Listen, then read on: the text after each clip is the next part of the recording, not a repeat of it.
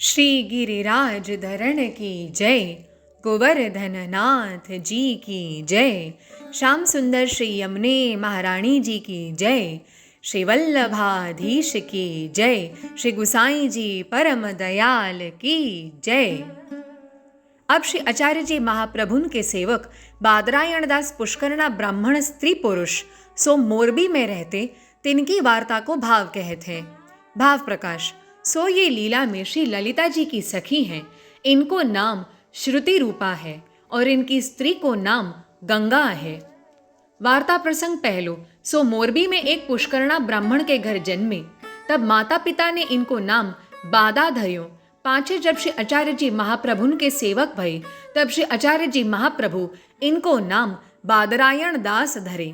सो 12 बरस 13 के भई, तब इनको गांव ही में ब्याह भयो। सो मोरबी में रहते और एक वाछव भट्ट वत्सा भट्ट गुजराती ब्राह्मण हते।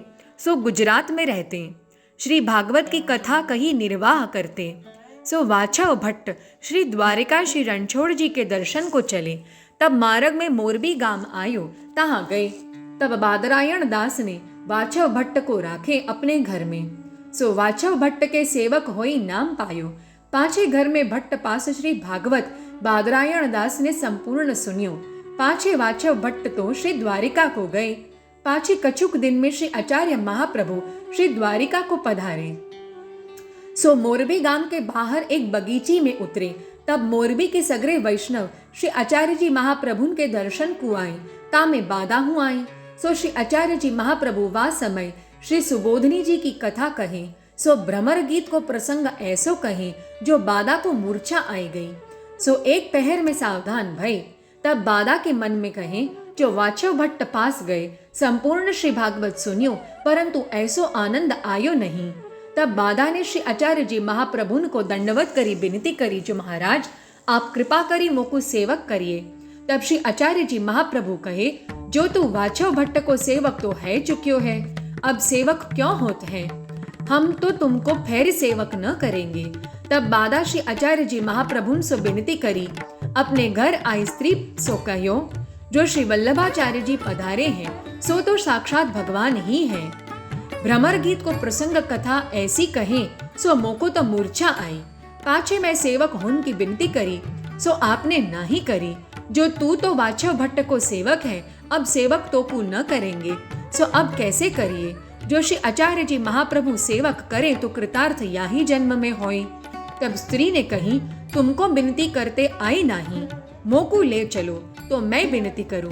तब बाधा ने कही, अच्छो चलो। सो बाधा और बाधा की स्त्री श्री आचार्य जी महाप्रभु के पास आए। तब बाधा की स्त्री ने दंडवत करी के कहो, जो महाराज मेरो पति सेवक होन की विनती आपसु कियो, सो आप नाही किए। सो आप तो पतित अधम हम सरीखे संसार में पड़े हैं, तिनके उद्धार करन अर्थ ही पधारे हूँ, सो सरणी लीजिए। तब श्री आचार्य जी महाप्रभु कहे, जो हम तो याते यो नाही करी, जो वाछव भट्ट के सेवक भय चुके हो, फेरी क्यों सेवक होत हो। तब स्त्री ने कही, जो महाराज वाछव भट्ट के सेवक भय ताते हमारे तो कछु अर्थ सरयो नाही। ऐसे ब्राह्मण जीविका के लिए ठौर ठौर श्री भागवत की कथा कहत डोलत है, सो हमारो उद्धार कहाँ करेंगे। ताते आप शरण ले हमारो उद्धार करो। तब श्री आचार्य जी महाप्रभु जी कहे, जो आज तो सांझ भई है, सवेरे तुमको सेवक करेंगे, अब तो तुम घर जाओ। तब स्त्री पुरुष दो जने श्री आचार्य जी महाप्रभुन को दंडवत करी घर आए। पाछे प्रातः काल 2 जने आए, श्री आचार्य जी महाप्रभुन को दंडवत करी विनती किए, जो महाराज कृपा करी हमारे घर पधारी रसोई करिए। तब श्री आचार्य जी महाप्रभु बाधा के घर पधारी, स्त्री पुरुष 2 जन को नवाए के नाम सुनाए, ब्रह्म संबंध कराए। पाछे आप रसोई पाक सामग्री आदि करी, भोग धरी, भोजन किए। बाधा को नाम बादरायण दास धरी, श्री नवनीत प्रिया जी के प्रसादी वस्त्र भगवत सेवा दे 2 दिन बादरायण दास के घर रहे। पाछे श्री आचार्य जी महाप्रभु जी श्री द्वारिका को पांव धारे। तब स्त्री पुरुष 2 जने श्री आचार्य जी महाप्रभुन के संग श्री द्वारिका को गए। सो श्री द्वारका जी में श्री आचार्य जी महाप्रभु जी 1 वर्ष 1 महीना ताई रहे। तब बादरायण दास और बादरायण दास की स्त्री सगरी सेवा किए। जल ल्यावनु रसोई की परचार की धोती उपरेना श्री आचार्य जी महाप्रभुन के नित्य धोप दे।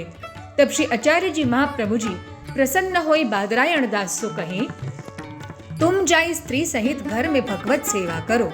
पाछे श्री आचार्य जी महाप्रभु जी आप पृथ्वी परिक्रमा को पधारे और बादरायण दास स्त्री पुरुष दो जने मोरबी में अपने घर आए वस्त्र सेवा प्रीति पूर्वक करन लागे।